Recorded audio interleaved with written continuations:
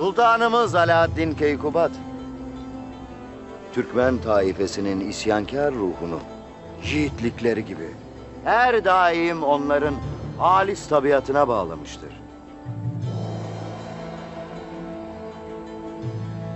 Devlet adamlarının, göçerlerden rahatsız ahalinin şikayetlerine kulak tıkamış, öz be öz Oğuz soyundan gelen kardeşlerinin her zaman yanında olmuştur. Bu soysuzun ciğerini, emin olun, sizden daha iyi bilirim. Nasıl acımasız olduğunu, nice kadın ve çocuğa nasıl acımadan kıydığını. Lakin şunu bilin ki, bunun gibi nice soysuzun devletimizin topraklarına bir daha gelmemesi için sulh lazım. Onu 3 kıymetli komutanımızla değiştirmek isteriz. Tek bir komutanımızın tırnağı bile etmeyecek bu şerefsiz için kimsenin sulhu elinin tersiyle itmesine izin veremem.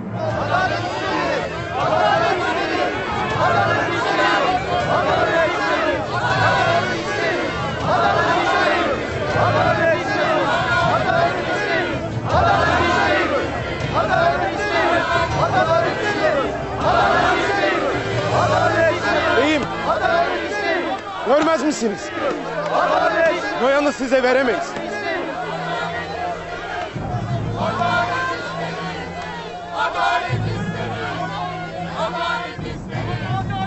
Değerli emir, Saadettin Köpek. Korkut Bey'im. Hayme Hatun.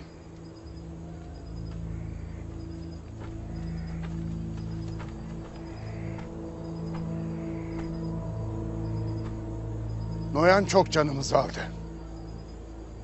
Lakin bu meseleyi, bu öfkeli Alplerin galeyana gelmiş ahalinin önünde istişare etmek doğru değildir. Senin sağduyuna ve aklına her zaman güvenmişimdir Korkut Bey'im. O halde infazı durdurun. Bu meseleyi sakin sakin istişare edin.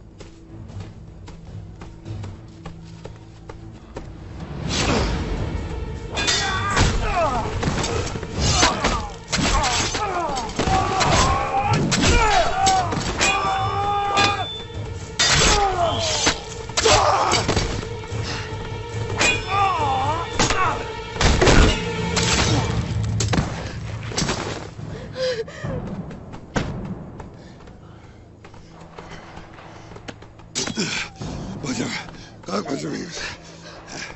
Kalk Kasım bacım. Kalk bacım. Sulh gereği Noyan'ı verip esir komutanlarımı almak mecburiyetindeyim Korkut Bey.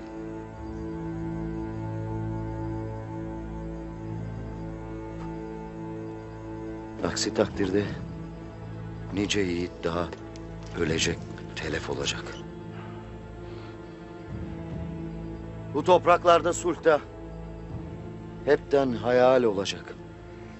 Meseleyi enine boyuna istişare edeceğiz. Neyi istişare edeceksin Korkut Bey'im? Bu katil obamdan elini kolunu sallayarak çıkamaz. Buna izin vermeyiz. Uğruna savaştığımız devlete karşı mı gelir? Hayme, müsaade et. Bu meseleyi otağında istişare edelim.